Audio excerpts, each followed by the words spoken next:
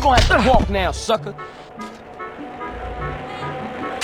Grand Theft Auto is one of the most successful and influential gaming franchises to ever exist, period, which is why it was so shocking that they would release one of the biggest gaming disasters since Cyberpunk. But according to every single YouTuber on the internet now, the Grand Theft Auto trilogy has been fixed, so I decided to jump into it because it was 28 bucks on Xbox, even though I had been eyeballing it on Switch for like a month, never went on sale, and then as soon as I bought it on Xbox, now it's on sale for Black Friday on Switch, f me. And we're gonna see how this performs. Is it worth picking up now? Is it actually fixed? Well, it's not, but also, it's probably the best way you're gonna be able to play these games. Let's talk about it. Like riding bike, ain't it, boy? Yeah, it all comes back. Special announcement. Like and subscribe for more trash. For those that are curious, I do have Earl Grey in the cup today. Sometimes we do drink tea. So in the GTA Definitive Edition trilogy, we get GTA 3, Vice City, and San Andreas. 3 banger-ass games in one package. The catch is that these have all been remarkably remastered in a new engine for a new audience on modern platforms. So you're not playing the old renderware versions of these games, you're playing the Unreal Engine version of these games. The goal of this trilogy was to modernize the game with new graphics and gameplay features that made it feel more like a modern GTA. The problem is that Rockstar wasn't using their A-team for this project, they were outsourcing it over to Grove Street Games, who made some mobile stuff for them in the past with GTA, and they did a, for all intents and purposes, horrible job of it. The game was riddled with performance issues, glitches, game-breaking bugs, and overall, it just looked awful. But allegedly, Grove Street Games has been kicked to the curb. There's been numerous bug fixes that may or may not have been done by Grove Street before they were off of this project, and we now sit with a better version of these games for you to be able to play. But how much better are they? Well, let's jump into GTA 3. I know a place on the edge of the red light district where we can lay low, but my hands are all messed up, so you better drive, brother. Despite the name, GTA 3 is really what started it all. This is where the modern 3D GTAs really got their footing. For the first time ever, you could explore this open 3D city where you could do whatever you wanted. You could steal cars, do missions, do side gigs, and you could see this living, breathing world from a third-person perspective. And the interesting thing about the trilogy is that they all improve on each other in some ways, but GTA 3 was probably the most arcadey of them all, the most video game-like video game. You don't have a lot of dialogue in between missions. The game doesn't really put a lot of narrative focus into the game, and your only goal is to steal this car, shoot this guy, transport this person to another area, and it's really all about the gameplay and destruction.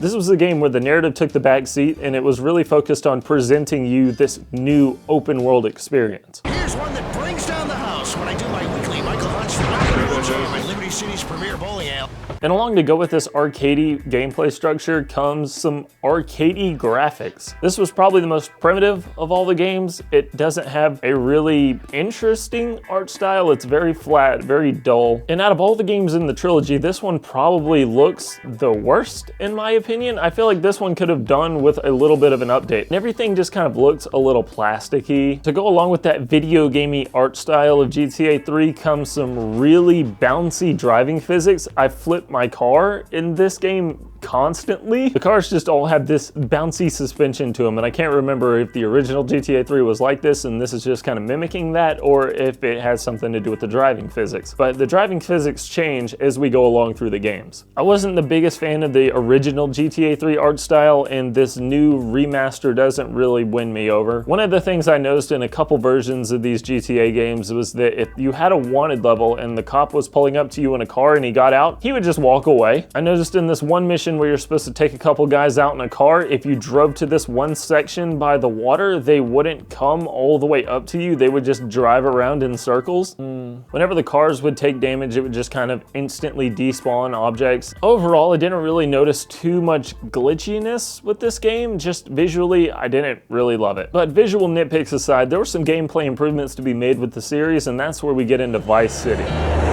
Hey guys, it's Ken Rosenberg here. Hey, great, hey. In Vice City, you could tell they were taking a more narrative approach to the game. Taking inspiration from movies and the time period, they really wanted to make you feel like you were playing a movie of sorts. You have a lot of dialogue in between missions. Hola, is this Mr. Versetti. Characters will talk when you're driving around. One thing you gotta realize about this town, you gotta pack some heat. And even your character, Tommy, will mouth out a few quips as you go in between missions. Lawyer pricks, rug-wearing pricks, surrounded by pricks. This is also a game that's a lot brighter and more colorful as a result of its location and time period. And this will also kind of show off Grove Street Games' creative liberties with the character models. Yeah, whatever they're doing with the character models in these remakes, I don't like them. They just look awful. I would have rather them just took the original PS2 models and slapped them in here. But character models aside, you'll notice some more visual inconsistencies with the art style and how the game plays on a new engine now that we're playing in a game that has a little bit more going on. What's really been touted as a visual upgrade since Rockstar took this project over and released a new patch was the lighting. Every game now features proper lighting relative to what its art style was going to, and it also gives things like volumetric fog to make the levels a little more immersive. And in some instances, this game looks really good. Materials on cars can look really good, the lighting and the visuals out in the distance can look really good, but then other times it looks very plasticky and video gamey. No, Sonny, I don't have the money. That was my money!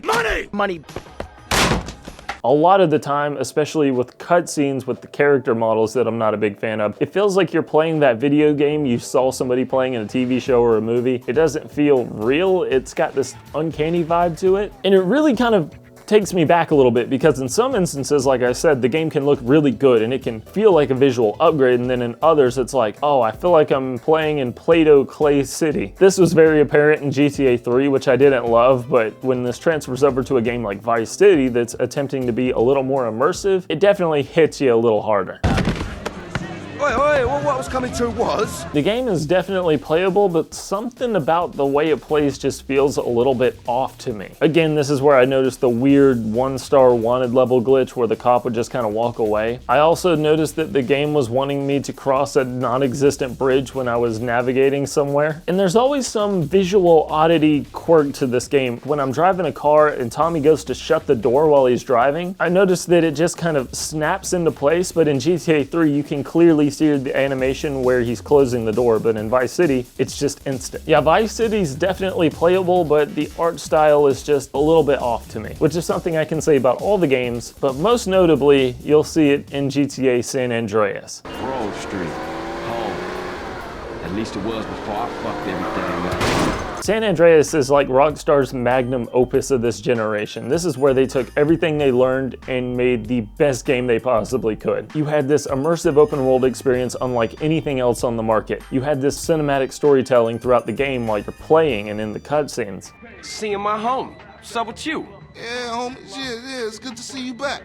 No homie love? No hug? And now you have these immersive RPG systems introduced in the game where your character can gain and lose weight, gain different abilities, and you have more activities and things to do than ever in the game. The map was also huge, introducing multiple cities. This is a pretty big game. There's a lot going on, so there's a lot more to go wrong in this game than any of the other games in this Trilogy remaster. The new upgraded lighting is a welcome addition to the game now. It looks pretty good in some instances. And again, in others, the graphics just look weird and uncanny. But there's definitely bugs and glitches and visual oddities to nitpick here, even after all the gameplay patches and changes. One big glitch I noticed was that when I went around the back of a police station and was going into areas that I shouldn't have been able to go into, I wasn't getting a wanted level, and also the police that I attacked weren't attacking me back. There's some weird pathing stuff going on in the AI in these games. It doesn't seem to happen all the time, but you'll definitely notice it when it is there. In San Andreas, you can have random events going on as you're driving through the city, police chasing people or taking them down, or gang battles and whatnot. And I went to the back of this fast food place while one of these events were going on, and as I sat there for 10 minutes, you can just see how the game just kind of unfolded on itself. Cars would blow up, catch on fire, and then another car would go into it, and it would just create this chain reaction that didn't stop. It didn't seem like cars could figure their way out of the parking lot. And again, I can't remember if this was a problem in the original. I'm sure the AI wasn't perfect because it's not really AI in a sense, but I'm pretty sure there's some extra stuff broken here. While I didn't run into anything game breaking, I ran into a lot of things that were immersion breaking, and that's the biggest problem with this trilogy for me. This weird cartoony art style that they were going for clashes with the original old art style, and sometimes it just doesn't doesn't work. You can give this game all the updated lighting elements in the world and it won't change the fact that in some instances this game just looks goofy as hell. We gotta get the homies back together. Like the old days. Yeah, you right. I'm sure there's more game-breaking glitches that people will find as they play this because everything definitely is not fixed. I know that AI upscaling was used in a lot of the assets in this game and there's a lot of misspelling errors and you can still find those if you're looking hard enough. But despite all of this and despite all the times I was taken out of the game from all of the immersion-breaking elements and some of the visual oddities, the game's still fun. And unfortunately, this is probably the best way you're going to be able to play these games easily. Everybody wants to just jump into a game, have it work, and have it as easily accessible as possible. And the fact of the matter is that these classic GTA games can't easily be played unless you're playing it on original hardware.